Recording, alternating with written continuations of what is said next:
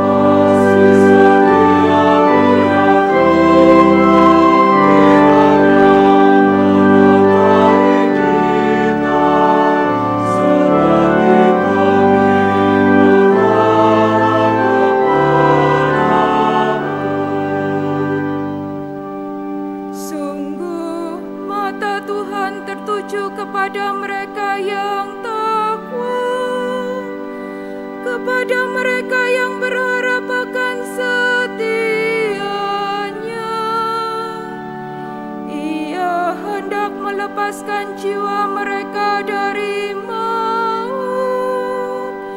dan memelihara hidup mereka pada masa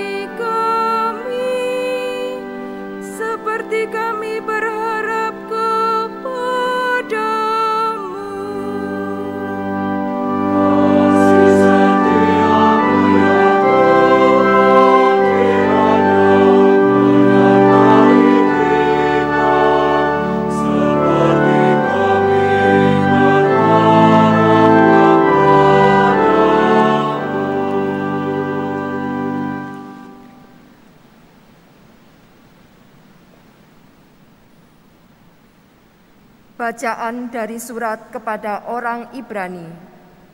Saudara-saudara, kita sekarang mempunyai Imam Agung yang telah melintasi semua langit, yaitu Yesus, Anak Allah, Maka baiklah kita teguh berpegang pada pengakuan iman kita. Sebab imam agung yang kita punya bukanlah imam agung yang tidak dapat turut merasakan kelemahan-kelemahan kita. Sebaliknya, ia sama dengan kita. Ia telah dicobai, hanya saja tidak berbuat dosa. Sebab itu, marilah kita menghampiri tahta kerahiman Allah dengan penuh keberanian, supaya kita menerima rahmat dan menemukan kasih karunia untuk mendapatkan pertolongan pada waktunya. Demikianlah sabda Tuhan.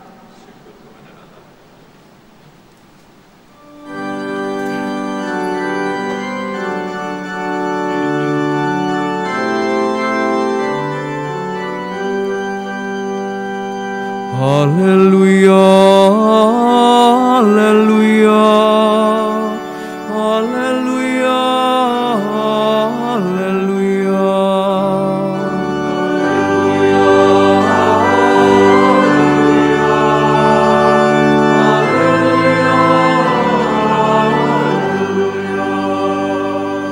Anak manusia datang bukan untuk dilayani, melainkan untuk melayani dan untuk memberikan nyawanya menjadi tebusan bagi banyak orang. Haleluya, haleluya, haleluya.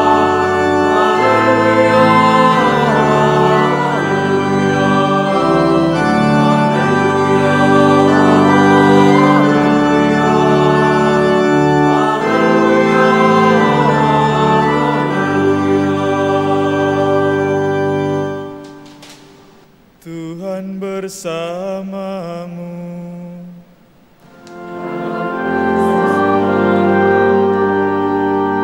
Inilah Injil suci menurut Markus.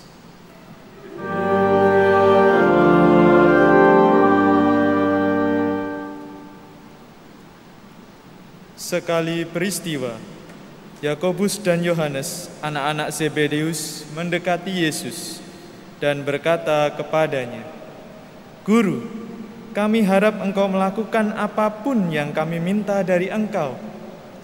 Jawab Yesus kepada mereka, "Apa yang kamu kehendaki aku lakukan bagimu?"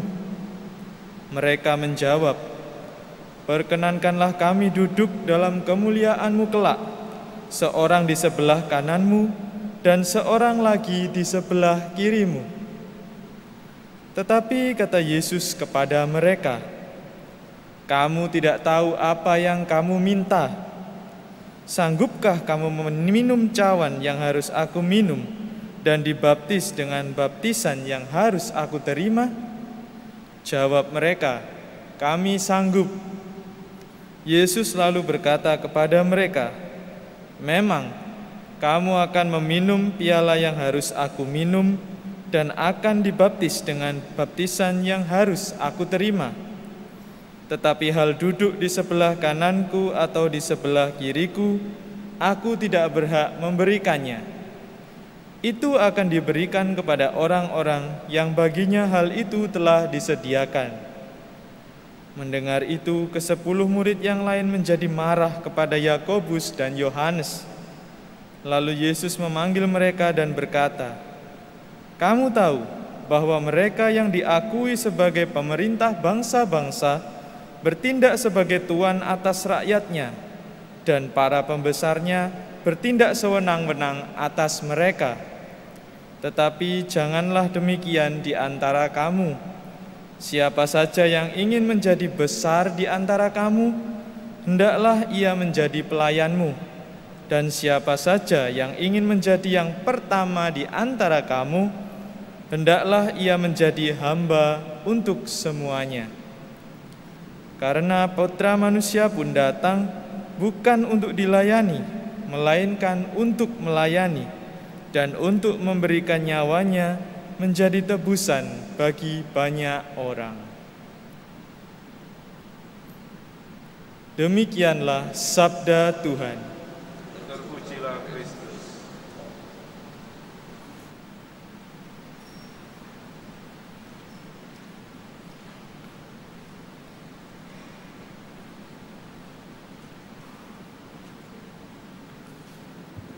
Saudara-saudariku yang terkasih, kalau kita ditanya mengapa kita menjadi murid Tuhan Yesus, mengapa Anda menjadi pengikut Tuhan Yesus, mungkin jawabannya ya berbeda-beda. Saya pernah dengar dulu ada seorang remaja, mengapa ikut Tuhan Yesus? Ya, supaya hidupku dalam masa remaja ini bisa berfoya-foya, tua bisa kaya raya, mati bisa masuk surga. Itu juga bagus. Dan ya jawaban pada umumnya supaya hidup kita ya bahagia. Bahagia di dunia ini dan bahagia di surga. Bersatu dengan Tuhan dalam hidup perjalanan ini dan bersatu dengan Tuhan nanti di surga. Yakobus dan Yohanes, dua murid Yesus yang dekat dengan Tuhan. Juga Petrus, tetapi ini yang kita dengar dalam Injil ini hanya Yakobus dan Yohanes. Murid yang dekat dan dicintai Tuhan. Kita ingat bagaimana Petrus, Yakobus, Yohanes diajak naik ke gunung yang tinggi, mereka bisa melihat Yesus berubah rupa, pakaian putih cemerlang. Kita ingat bagaimana Yesus pada saat mengalami kesepian di Taman Zaitun, Petrus, Yakobus, Yohanes yang menemani. Tiga murid itu dekat dan dua murid, Yakobus dan Yohanes, minta kepada Tuhan. Normal ya, karena dekat Tuhan. Nanti kalau bisa kami berdua duduk sebelah kananmu, kirimu. Tuhan nanti saya mendapat kedudukan karena dekat dengan Tuhan. Saya mendapat jabatan karena dekat kepada Tuhan. Karena menurut pandangan banyak orang juga murid yang dekat ini, Yesus itu memang Al-Masih, penebus, Mesias, Ratu Adil, penyelamat. Dia bisa membebaskan dari penjajahan. Pada waktu itu umat Israel dijajah oleh Yahudi, oleh orang Romawi. Dia bisa menyembuhkan banyak orang. Dia bahkan bisa membangunkan orang mati. Maka dia Mesias. Nanti jabatannya tinggi, hebat dia. Maka Yakobus dan Yohanes minta, aku minta jatah dekat dengan Tuhan. Duduk kiri, kanan, minta jabatan. Dan itu normal. Tetapi saudara-saudariku, Yakobus, Yohanes meskipun dekat, tetap kurang mengenal Tuhan Yesus Kristus. Tuhan mengatakan, ya kalau kamu ingin menjadi orang besar, ya menjadi hamba bagi banyak orang. Dan itu ya seperti sabda Tuhan, sangat beda, kontras dengan apa yang terjadi di dunia ini. Kalau dari dunia ini, kalau aku ingin menjadi besar, ya dari atas. Aku minta dihormati, aku minta dilayani, aku minta ini. Kita doakan supaya para pemimpin kita di negeri ini bukan minta-minta seperti pengemis, meskipun mereka jabatannya tinggi tapi hanya meminta, mengemis saja. Minta ini. Dan Tuhan mengajarkan kepada kita, kalau kamu ingin menjadi besar, mengosongkan diri, melayani, menjadi hamba. Dan itu tidak mudah. Memang di sini ada ya pemimpin kita ya, DPR, perwakilan rakyat. Tetapi kadang-kala tidak mewakili rakyatnya, mewakili dirinya. Maka saudara-saudariku, kita diberi pelajaran oleh Tuhan supaya mari kita capai jabatan tinggi, semakin tinggi. Tetapi jabatanku semakin tinggi, aku bisa semakin melayani. Terutama bagi anak-anak muda yang masih kuliah atau kerja, anak-anak muda, remaja. Carilah kedudukan yang tinggi di tengah masyarakat, supaya aku bisa melayani banyak orang. Bukan supaya aku bisa mengumpulkan harta, semakin kaya, lalu bisa korupsi. Tapi supaya semakin melayani. Tuhan mengatakan, hendaklah sinarmu bercahaya. Bagaimana kalau aku sinar bercahaya tetapi hanya kecil? Sinarku hanya sekitar situ saja. Tetapi kalau sinarku seperti di atas itu, bisa semakin menyinari, semakin luas, maka raihlah anak-anakku yang masih muda jabatan-jabatan di masyarakat, entah sebagai RT, RW atau apa saja di pemerintahan. Supaya apa? Bukan supaya aku bisa kaya, dihormati, tetapi supaya bisa melayani seperti Tuhan melayani. Untuk itu, saudara-saudaraku, mari kita menggembleng diri supaya suatu saat nanti aku sudah selesai pada diriku. Kalau menjadi pejabat, menjadi orang besar, entah menjadi apa saja, aku sudah selesai dengan diriku. Juga nanti kalau aku sudah hidup dalam keluarga sebagai suami istri, selesai dengan diriku, aku mulai memperhatikan orang lain, keluar dari diriku, memperhatikan istriku, suamiku, rakyatku, anak buahku, sesamaku. Untuk itu, aku harus menggembleng diri. Kalau aku menggembleng diri dengan keras, aku akan lembut dengan sesamaku. Tetapi kalau aku memanjakan diriku, aku akan keras dengan istriku, suamiku, rakyatku. Itu hukum kodrat. Banyak orang sekarang serba instan, serba ingin cepat, ingin memanjakan dirinya. Dia pasti keras pada orang lain, susah melayani. Yesus mengajarkan kita demikian, ya terutama bagi anak-anak muda. Gemblenglah diriku, aku harus keras dengan diriku, berpuasa, bermati raga, belajar keras, semua tidak setengah-setengah, supaya aku lembut pada istriku, suamiku, anak-anakku, rakyatku, anak buahku.